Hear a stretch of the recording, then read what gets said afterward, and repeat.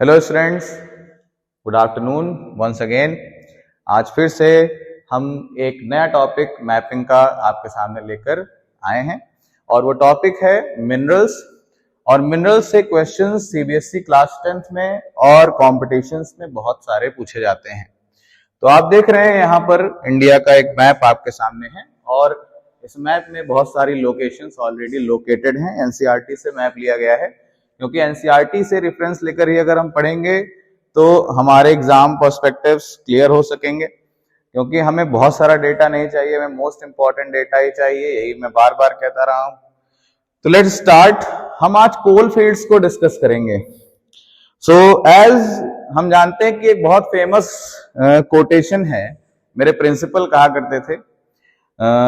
मैं सरस्वती शिशु मंदिर विद्या मंदिर से पढ़कर निकला, तो वहां विद्या मंदिर में मेरे एक प्रिंसिपल थे, इनका नाम था डॉक्टर हरिश्चंद्र श्रीवास्तव सर। तो उनका कहना था, हमेशा वो एक चीज कहते थे कि necessity is the mother of invention, आवश्यकता ही आविष्कार की जननी है।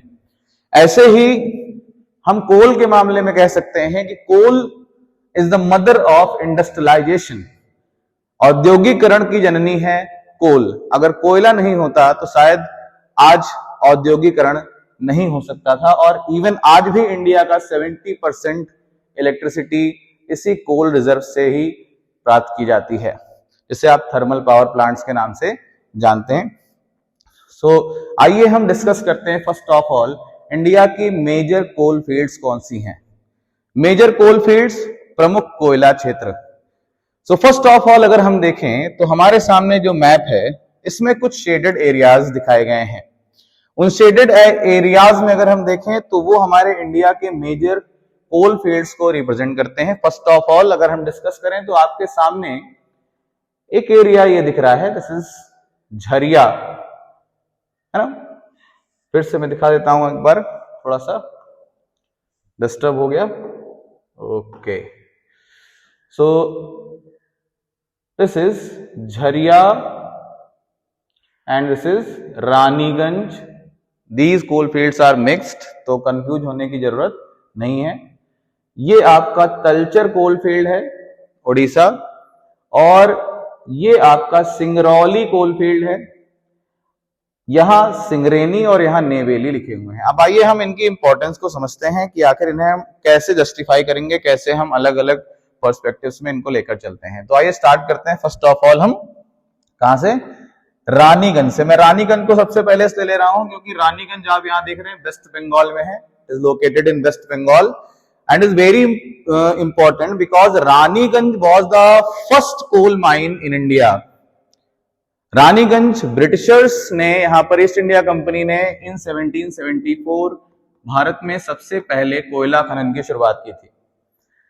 और रानीगंज कोयला खनन बहुत फेमस है। आज भी अगर आप देखें तो 1989 में रानीगंज में 65 लेबरर्स कोयला खदान में बाढ़ आने की वजह से फंस गए थे, जिनको एक बहुत फेमस रहे जसवंत सिंह जी, उन्होंने आयरन कैप्सूल की मदद से निकाला। तो उस पर एक मूवी भी बनी है, आपने शायद देखी होगी। तो हम बात कर रहे हैं रानीगंज कोल फील्ड, जो कि इंडिया का फर्स्ट कोल माइन रिप्रेजेंट करता है इन 1774। और आज भी यहां से बहुत सारा कोयला प्राप्त किया जाता है। और रानीगंज कहां पर है? तो आप लोकेट करेंगे इसे वेस्ट बंगाल और झारखंड के बॉर्डर में, वेस्ट बंगाल में, मतलब बॉर्डर एरिया पर लोकेट करना है, लेकिन वेस्ट बंगाल के अंदर लोकेट करना है। नाउ नेक्स्ट, अब हम चलते हैं अगले कोल फील्ड पर, जो है आपका झरिया। झरिया कोल फील्ड झारखंड में है। आप ऐसे याद कर सकते हैं, ट्रिक्स बना लीजिए, जैसे झरिया झारखंड। जब मैं याद करता हूं तो कभी कभी ऐसे ही ट्रिक्स बनाता हूं, जैसे मैं जैसे मान लिया कि आप बात कर रहे हैं न्यूक्लियर पावर प्लांट की, जैसे रावत भाटा पावर प्लांट, रा से रावत भाटा, रा से राजस्थान, तो रावत भाटा कहां है? राजस्थान में है, ठीक है। तो आइए देखते हैं झरिया जो प्लांट है ये झारखंड में है, और झरिया से बहुत सारा कोल प्राप्त होता है। आपको मैं बता दूं, ये बहुत इंटरेस्टिंग फैक्ट है कि इंडिया आज वर्ल्ड में second largest coal producing country है और fifth largest coal reserve India में पाया जाता है। अगर हम इंडिया के अंदर स्टेट्स को कंपेयर करें तो हम कहेंगे कि सबसे ज्यादा कोल रिजर्व की अगर बात करें, कोयले का भंडार सबसे ज्यादा कहां पर है, तो झारखंड कोयला क्षेत्र में पाया जाता है। जो झरिया का एरिया है, बोकारो का एरिया है, यहां पर कोयले का रिजर्व सबसे ज्यादा है। लेकिन कोयला का उत्पादन सबसे ज्यादा कौन करता है, तो भारत में कोयले का उत्पादन सबसे ज्यादा करने वाला राज्य है छत्तीसगढ़। और आप छत्तीसगढ़ में देखते हैं, ये एरिया छत्तीसगढ़ का आता है, छत्तीसगढ़, कोरबा। नेक्स्ट सिंगरौली। तो सिंगरौली कोयला क्षेत्र जो है आपका, वो मध्य प्रदेश और उत्तर प्रदेश में फैला हुआ है। मध्य प्रदेश और उत्तर प्रदेश में, उत्तर प्रदेश का ये एरिया आप देख रहे होंगे, बिल्कुल बॉर्डर नीचे का कौन सा जिला है, बहुत सारे लोग जानते भी होंगे, बिल्कुल पश्चिमी छोर है। The most western district, sorry the most southern district of Uttar Pradesh, सबसे दक्षिणी छोर है। और यह है सोनभद्र।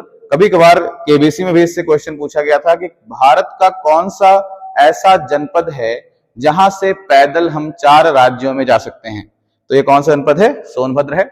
आप सोनभद्र से पैदल कहां जा सकते हैं, आप ऐसे पैदल निकल जाइए, मध्य प्रदेश में आ जाएंगे, यहीं से सीधे छत्तीसगढ़ में आ जाएंगे, यहीं से सीधे झारखंड आ जाएंगे, और यहीं से सीधे बिहार चले जाएंगे। तो सोनभद्र उत्तर प्रदेश के लिए बहुत इंपॉर्टेंट है, सीमांत क्षेत्र है, सीमा पर है, और यहां भी कोयले का भंडार पाया जाता है, और ये सिंगरौली कोयला क्षेत्र में आता है। नेक्स्ट आता है आपका तलचर। तलचर कोयला क्षेत्र जो है उड़ीसा का फेमस कोयला क्षेत्र है। उड़ीसा में तलचर में आप देखेंगे तो अभी रिसेंटली गैसिफिकेशन ऑफ कोल करके फर्टिलाइजेशन का एक प्लांट लगाया गया है, और इंडिया का ऐसा पहला प्लांट है जहां पर गैसिफिकेशन ऑफ कोल से फर्टिलाइजेशन बनाने की कोशिश की जा रही है। तो ये तलचर कोल फील्ड है। नेक्स्ट आ रहा है आपका सिंगरेनी। सिंगरेनी का एरिया देखेंगे तो आपका आंध्र प्रदेश, तेलंगाना के आसपास फैला हुआ है। और लास्ट बट नॉट लीस्ट, ये है आपका तमिलनाडु का कोयला क्षेत्र, और यहां से अक्सर पीवाईक्यू में क्वेश्चन पूछे गए हैं और बच्चे कंफ्यूज हो जाते हैं। क्यों? क्योंकि वो हमेशा क्या सोचते हैं कि कोयला तो सारा छत्तीसगढ़, झारखंड, वेस्ट बंगाल इन्हीं एरियाज में पाया जाता है।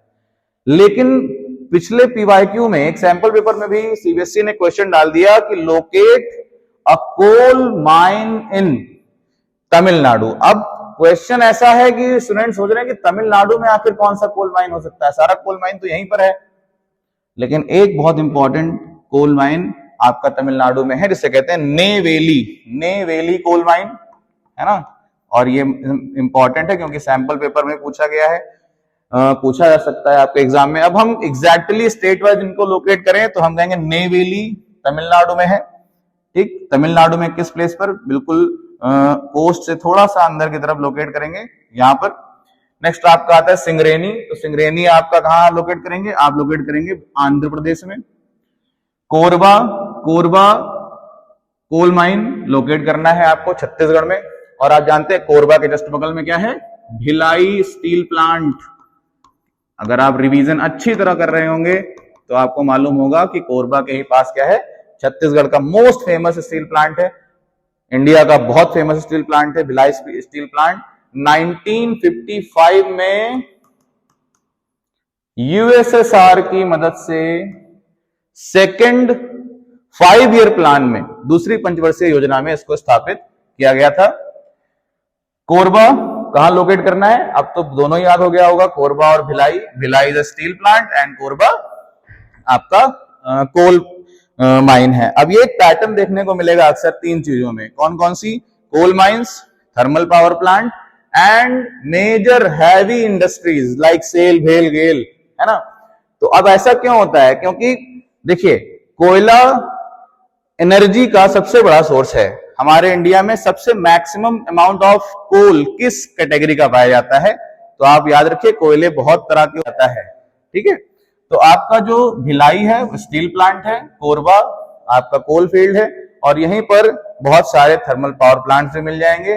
तो ये इंडस्ट्रीज के नेसेसिटीज को दूर करते हैं, इनकी आवश्यकताओं को दूर करते हैं। जैसे हम अगर एक बहुत हैवी इंडस्ट्री लगाना चाहें तो हमें क्या क्या चाहिए, हमें चाहिए कि वहां ट्रांसपोर्ट अच्छा हो, इजी लेबर मिल जाता हो, चीप लेबर मिल जाता हो, साथ साथ अनइंटरप्टेड पावर सप्लाई मिल जाए, साथ साथ हमें वहां गवर्नमेंट पॉलिसीज लिबरल मिल जाए।